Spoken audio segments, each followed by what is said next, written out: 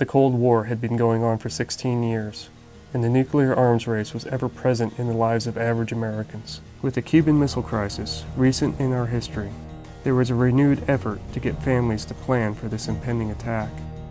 Our national defense had switched from bombers to ballistic missiles, and the missile gap was widening. Beginning in 1960, the property was surveyed by the United States Army Corps of Engineers and purchased from the original landowners. You know, as an American, having a family and interested in the future, it was an anxious time where you tried to believe that we better hurry up and get this done, and we can defend our country all the better if the time comes. September 11th, 1961.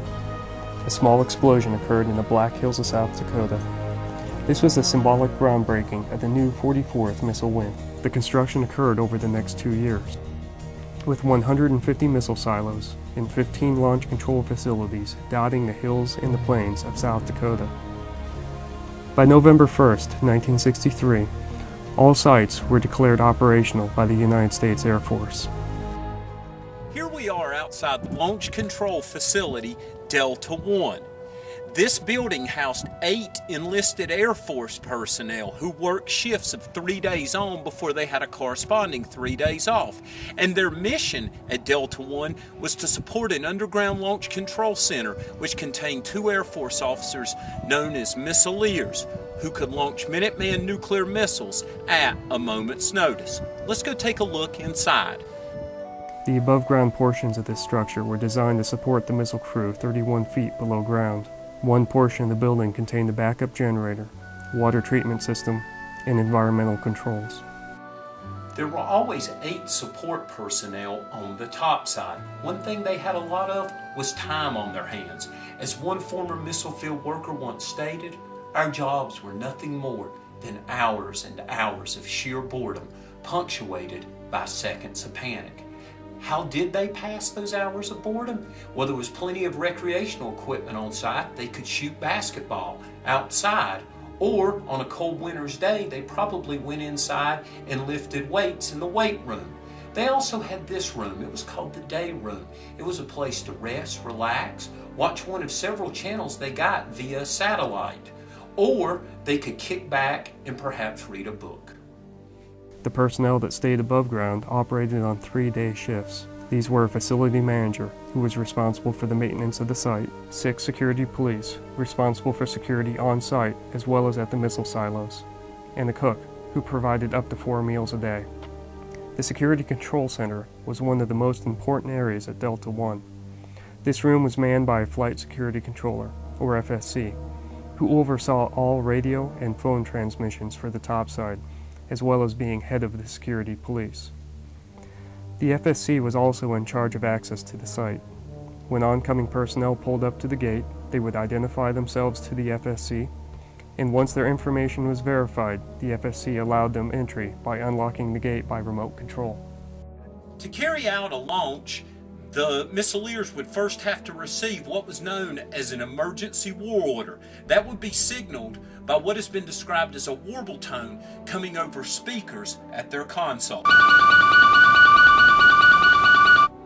Following this warble tone, there would be an encoded message. The missileers decode and authenticate it. Once the commander and the deputy agree that it is an authentic message, they come over to this red lock safe box. They each have their own separate combination locks on it. They take them off very quickly. They open it up. Inside, they find a set of keys. At this point, the deputy inserts their key. Okay. At this point, the commander would insert their key right here. The key turn slots are 12 feet apart, so no one person can turn the keys by themselves. They would then do a countdown. At the end of the countdown, they turn the keys simultaneously. While this is occurring, the commander will keep an eye on their console, and there's a series of lighted panels for each of the 10 missiles of the Delta flight. When the missile away panels illuminate, the commander is going to know they have carried out their primary mission. They will now await further orders by radio. They are involved in a nuclear war. Imagine, for nearly 3 decades, South Dakotans, tourists, truckers, people just like yourselves drove up and down Interstate 90. But many of them never realized that they were driving through a war zone. But with the advent of intercontinental ballistic missile warfare, the front lines of the Cold War were everywhere. No one was safe. But if one of those innocent passers-by had glanced at the 8-foot-high fencing surrounding Launch Facility Delta 9, what would they have thought that was contained within it? Perhaps some type of complicated water well? Maybe a substation for the local power supply. That's what you might think or notice at a glance. But believe me when I say, to the imagination, this could be the end of the world.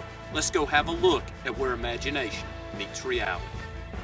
The above-ground facilities at the missile silo consisted of several structures, including antennas, security sensors, and hardened facilities containing support equipment. The missile was housed in a circular, reinforced concrete silo known as a missile launcher. Around this launcher were 2 levels containing communications and backup equipment. This also afforded the maintenance teams easy access to the missile without opening the 90-ton blast door above.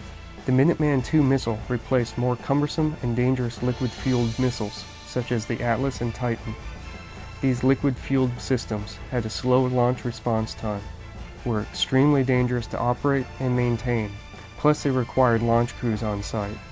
The Minuteman was a technological wonder because of the solid fuel technology which propelled it, making it perfect for America's strategic defenses. It could lie dormant for weeks, months, and years on end, with limited maintenance and upkeep. The Minuteman could be mass-produced at 1/5 the cost of liquid-fueled systems, making it a cost-effective option. It was unmanned and remotely controlled by personnel stationed several miles away. Most importantly, it was a hair-trigger launch response. From the time missileers first responded to an emergency war order message to the moment when the missile was launched from the silo could take less than 5 minutes. This meant there was no way the Soviets could destroy the Minuteman with their own nuclear weapons before it would be launched. Thus, the Minuteman served as an excellent deterrent to keep the Soviets from ever launching a nuclear first strike against the United States. During the Cold War, there were 150 of these silos located across the western plains and Black Hills of South Dakota. As part of the START Missile Treaty in 1991, the sites were deactivated. The Air Force removed the missiles from their silos, imploded them, and as of 2008, they have sold the majority back to private landowners. While they got their land back, there were numerous restrictions that severely limited what could be done with this property. No construction within the compound and around it for a certain distance. It was written in there that you could not dig more than 2 feet deep for any reason. That in the agreement, and this is a quote, that when the government is done with the use of these missiles, they will return the location back to the prairie. The Minuteman's contribution to national defense continues today. There is now an updated version in the field known as the Minuteman III. This version is slated to be kept operational at least through the year 2050. The Minuteman's role protecting our nation will continue into the foreseeable future. Little boxes in Wyoming, little boxes in Dakota, little boxes in Montana, little boxes all the same. There are green ones and green ones and green ones and green ones, and they're all made out of ticky-tacky and they all look just the same. And the crewmen in the capsules all went to the university and then into the Air Force, where they came out all the same. There are line crews and